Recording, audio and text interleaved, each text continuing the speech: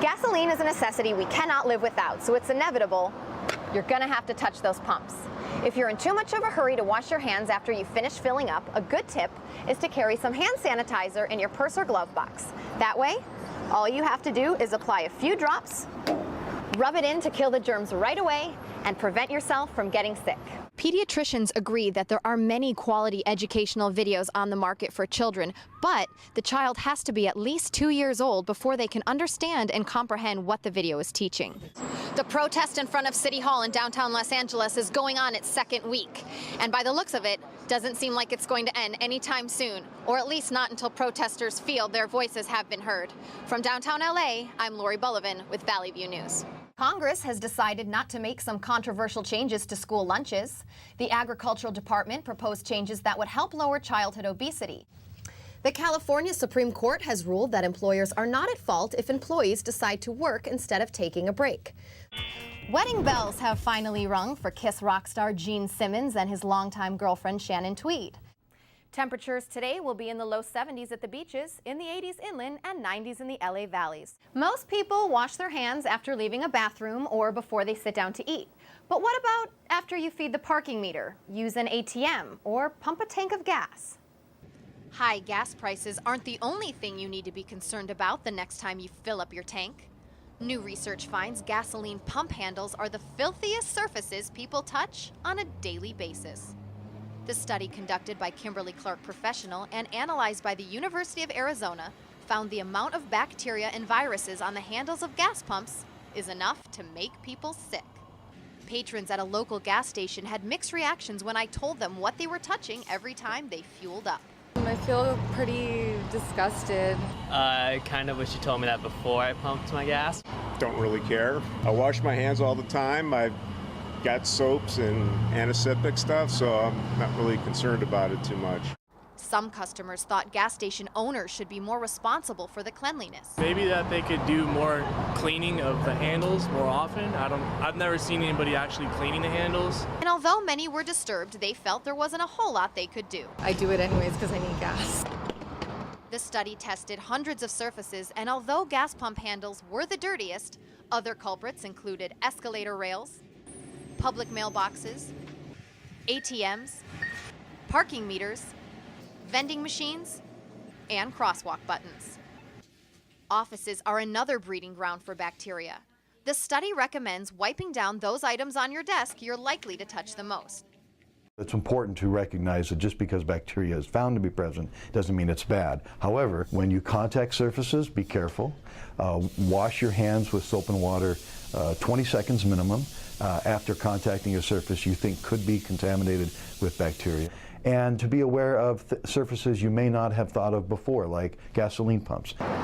Gasoline is a necessity we cannot live without, so it's inevitable you're gonna have to touch those pumps.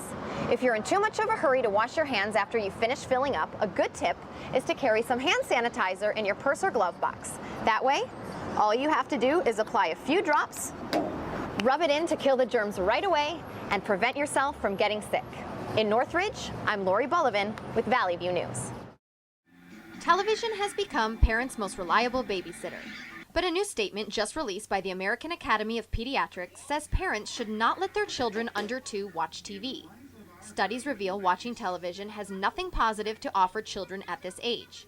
But for many parents, turning off the tube is not the easiest option.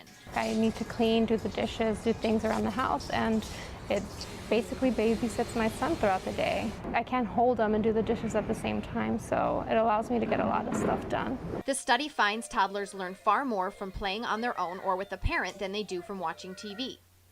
Ronnie Holloway has been the director of Pinecrest Preschool and Toddler Center in Northridge for 15 years. I believe there are many other things that we can be doing with toddlers and older children instead of television.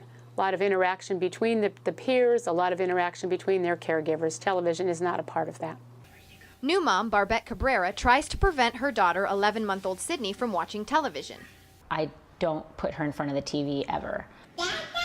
From what I've read, babies' eyes and brains are developing, and they're just not ready yet for the fast-moving images. They're bright, they're changing all the time, and that's not what real life looks like. I spoke to parent Romina Richardson in Newport Beach, who has a different opinion. They can certainly study my daughter. She's proven that the programs that we've allowed her to watch has taught her ABCs to read. By 13, 14 months, she was reading. With all of technology's advances, TV is everywhere. Over 90% of parents surveyed said their child under 2 watched some form of electronic media. I think that technology is changing rapidly, but childhood is not.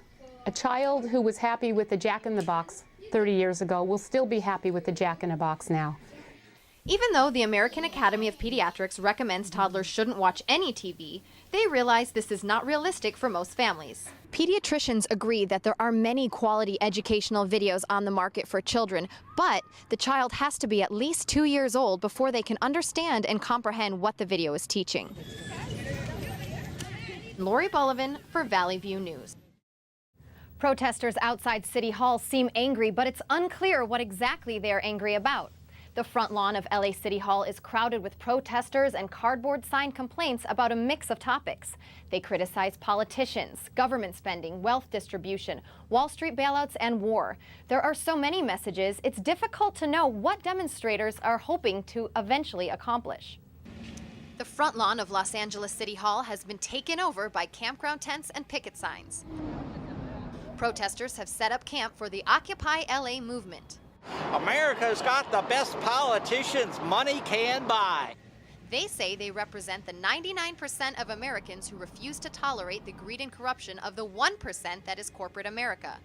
This huge turnout is inspired by the Occupy Wall Street protest that began in New York City last month. Demonstrators are frustrated with the nation's current economic situation. We need a bailout. Hespa Badala wants to know where her bailout is. You know, we can bail big businesses out, but we the people are the business. If we turned off our TVs, stopped spending the little money that we have at the electronic stores, and then when big corporate America feel the pinch, they will see the change. And some people weren't really sure why they're here. I really have no message. I'm here trying to help out because I have the time. Drivers passing by honk their horns to show support. Protesters say it's the country's core values that lie at the heart of the movement. The protest in front of City Hall in downtown Los Angeles is going on its second week. And by the looks of it, doesn't seem like it's going to end anytime soon, or at least not until protesters feel their voices have been heard. From downtown LA, I'm Laurie Boloven with Valley View News.